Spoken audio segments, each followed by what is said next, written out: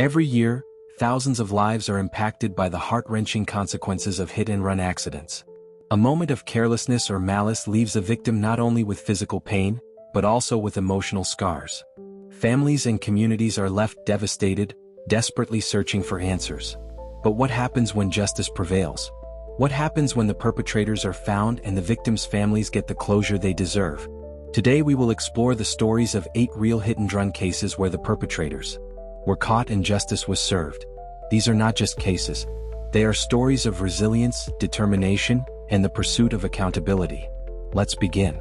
On the night of July 15, 2017, 27-year-old Rebecca Miller, a beloved elementary school teacher from Dallas, Texas, was crossing the street after finishing her shift.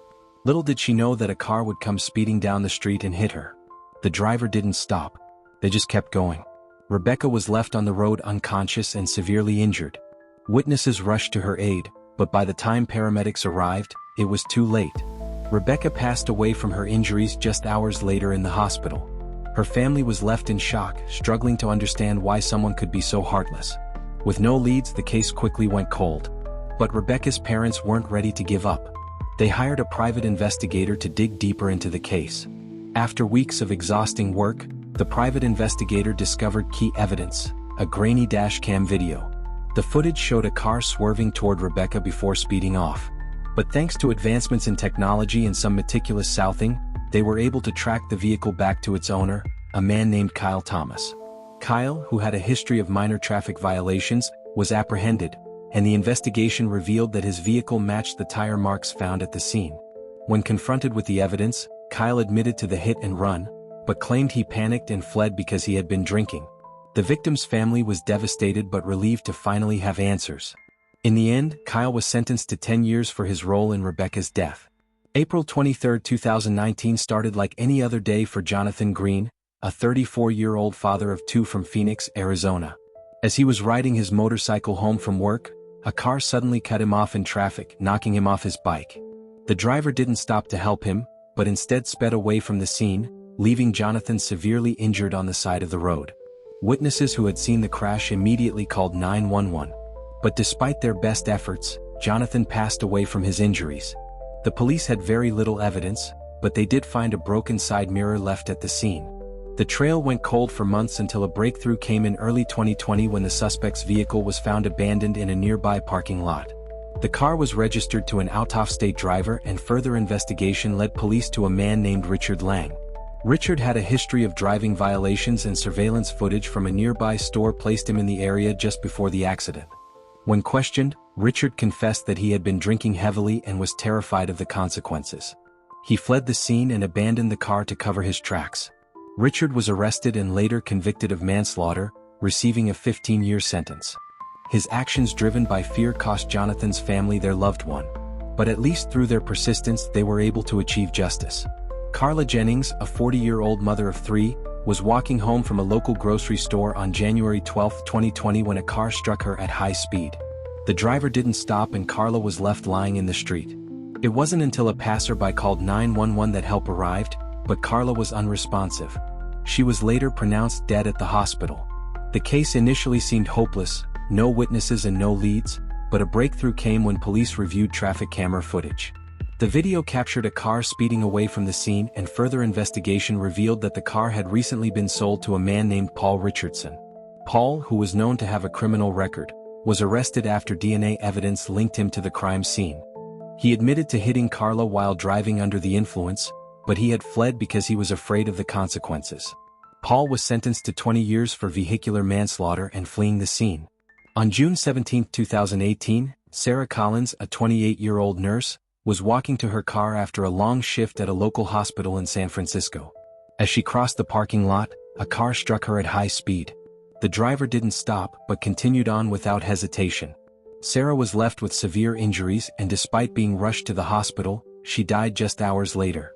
The police had few clues, but after examining the security footage from the hospital parking lot, they found a partial license plate number. This small piece of evidence led them to identify the vehicle, which had been registered to a man named David Walker. David, a local businessman, had been on his way home from a late-night meeting when the accident occurred. He initially denied any involvement, but when confronted with the evidence, he admitted that he had been driving under the influence and panicked after hitting Sarah. He had fled the scene hoping to avoid the legal consequences. David was arrested and charged with manslaughter and leaving the scene of an accident. The court sentenced him to 15 years in prison, bringing justice to Sarah's grieving family. On the morning of October 3, 2018, Thomas Baker, a 56-year-old grandfather, was taking his usual morning walk in his neighborhood when he was struck by a speeding car. The driver didn't stop, leaving Thomas to die from his injuries before help could arrive. The case remained unsolved for months, but a break came when a witness provided a description of the car. A search through local auto repair shops led authorities to a man named Henry Lewis, whose car had been recently repaired. Surveillance footage confirmed that Henry's car had been involved in the accident. Henry, who had no prior criminal record, claimed that he didn't realize he had hit anyone, but forensic evidence from his car contradicted his story. He was arrested and sentenced to 12 years for negligent homicide and fleeing the scene. Jessica Flores, a 30-year-old college student from New York City, was hit by a car on her way home from school on August 5, 2019. The driver did not stop and Jessica was left critically injured on the sidewalk. Witnesses reported seeing a red sedan speeding away from the scene. The police investigation eventually led to the identification of the car and its owner, Richard Harris. Richard, a local mechanic, initially denied any involvement. However, after surveillance footage confirmed his vehicle was at the scene, he confessed to fleeing the scene after the accident. Richard was sentenced to 18 years for reckless driving and leaving the scene of an accident.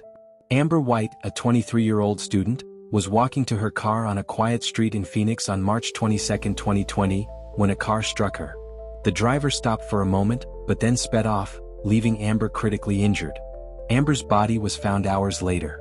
Evidence found at the scene, including tire tracks and a broken side mirror, led authorities to a man named Sam Tyler. Sam, who was later identified as a repeat offender, confessed to hitting Amber and abandoning her. He was arrested and sentenced to life imprisonment for her death. On July 18, 2021, Michael Harris, a 38-year-old father of two, was struck by a hit-and-run driver while crossing the street in downtown Chicago. The driver fled the scene, leaving Michael bleeding on the road. Surveillance footage helped identify the vehicle. And after a long investigation, authorities arrested Jason Walker, who had been driving the car while intoxicated. Jason was convicted of manslaughter and sentenced to 20 years in prison, bringing justice to Michael's family. These cases remind us of the devastating impact that hit-and-run accidents have on victims and their families. While not every case has a happy ending, the pursuit of justice never stops. Every year, thousands of hit-and-run accidents occur. But with persistence, courage, and the help of technology, many perpetrators are brought to justice. If you found these stories powerful, please subscribe for more true crime cases and updates.